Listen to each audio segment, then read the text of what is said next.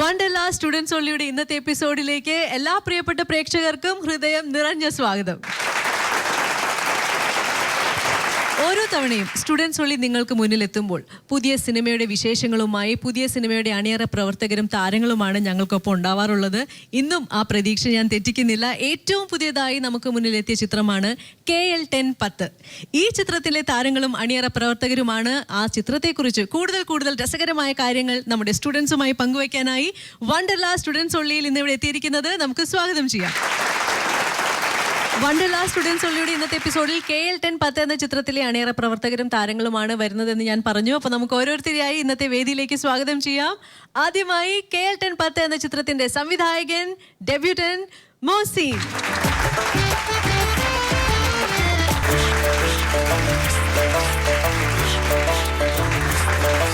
Welcome Chandi.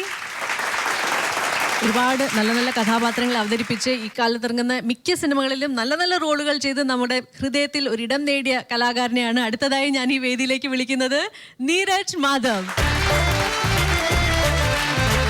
Welcome Neeraj to the show. എന്താ പറയാ, അതിനെ കുറിച്ച് പറയൂ. KL1010 കുറിച്ച് തന്നെ പറഞ്ഞുതരൂ. ഇതിനെക്കുറിച്ച് പറയുകയാണെങ്കിൽ അതെൻ്റെ ആദ്യ സിനിമയാണ്.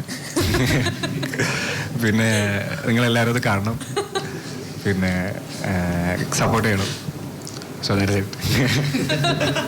അപ്പൊ ഇനി ഞാൻ കൂടുതൽ ആരോടാ ചോദിക്കേണ്ടത് KL1010 കുറിച്ച് കൂടുതൽ എന്താ പറയാ, കുറച്ചുകൂടി രസകരമായിട്ട് ആരാ ഞങ്ങൾക്ക് പറഞ്ഞുതരായിരിക്കണല്ലോ? ഉണ്ണിയാണോ? രസകരമായ ചോദ്യങ്ങളാണെങ്കിൽ രസകരമായ അപ്പൊ എന്തായാലും KL1010 എന്ന് പറയുന്ന പോലത്തെ ഒരു മലപ്പുറം സൈഡിൽ നടക്കുന്ന ഒരു കഥയായിട്ടാണോ ഇത് ചിത്രീകരിച്ചിരിക്കുന്നത്? അതാണോ ഇതിന്റെ ഉള്ളടക്കം?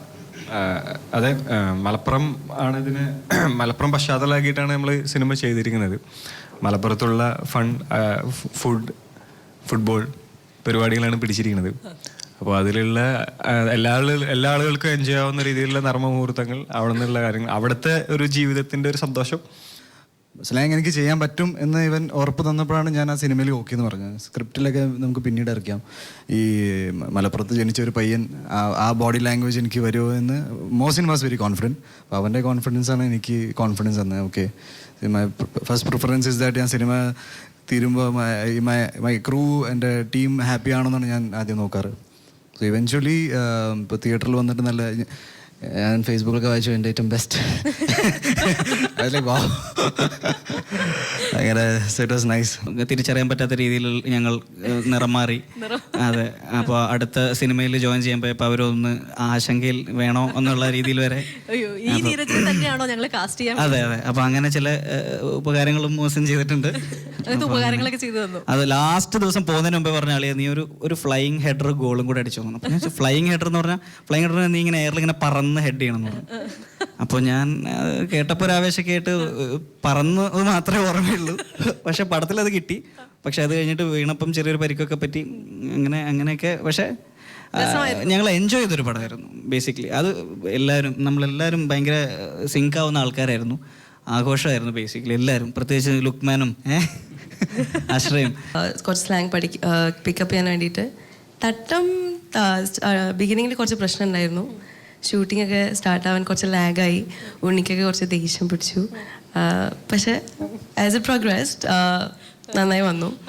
ആൻഡ് അതിന് I have to say thanks to Mosikka and Unni. Because ഞാൻ തട്ടായിട്ട് വരുമ്പോഴത്തേക്ക് കുറച്ച് സമയം എടുക്കും. അത് പെർഫെക്റ്റ് ആയിട്ട് കണ്ടിന്യൂറ്റിക്കൊക്കെ എടുത്ത് വരുമ്പോഴത്തേക്ക് it takes about an hour. അമേരിക്കയിൽ ആയിരുന്നു എന്നാണ് പറയുന്നത്. അപ്പോൾ അതുകൊണ്ട് ഞങ്ങൾ മനസ്സിലാക്കിയിട്ടുള്ളത് മറ്റേ കോൾ സെന്ററിൽ വർക്ക് ചെയ്തോ പഠിച്ച ഇംഗ്ലീഷ് ആണെന്നാണ്. അപ്പോൾ എന്താ പ്രശ്നം വെച്ചാൽ ചാന്ദിനിയോട് സംസാരിക്കുമ്പോൾ എന്നൊക്കെ പറഞ്ഞപ്പോൾ നമ്മളാകെ കൂടെ. അപ്പോൾ അജു പറഞ്ഞു, ഇത് എവിടെ നിന്നാണ് BBC എടാ BBC TV എവിടെ ഓടുന്നത് എന്ന് പറയുന്ന.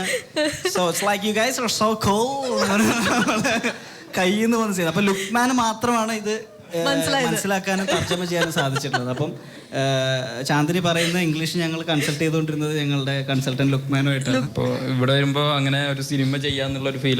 ലുക്ക് ഇംഗ്ലീഷിൽ സംസാരിക്കും. മലയാളം ചാനലല്ലേ, ഞാൻ BBC-ലൊക്കെ ഞാൻ പൊളിച്ചേനെ.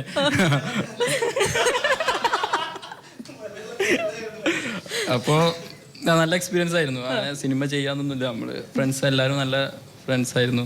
മൂസിന് നല്ല ഫ്രണ്ട്സിൻ്റെ കൂടെ വർക്ക് ചെയ്യുന്ന Work അറ്റ്മോസ്ഫിയർ ചെയ്യുന്ന ഒരു തന്നെയായിരുന്നു atmosphere അല്ലേ? ആയിരുന്നു, അതെ. നിങ്ങളുടെ നിങ്ങൾ മലപ്പുറത്ത് എങ്ങനെയാണോ നടത്തിയത് അതുപോലെ തന്നെയായിരുന്നു. ഒരു ജീവിച്ചാൽ മതിയായിരുന്നു, അഭിനയിക്കേണ്ടിയൊന്നും വന്നില്ല അധികം. വന്നില്ല. അത് ആ ഒരു എനർജി അതിനാരോടാ താങ്ക്സ്? മോസിനോടാണോ? മൂസിനോട് തീർച്ചയായും മൂസിനോടും പിന്നെ എല്ലാവരോടും ഒപ്പം അഭിനയിച്ച എല്ലാവരോടും, ഉണ്ണിയേട്ടൻ, അജു, നീരജ്. എനിക്കില്ലേ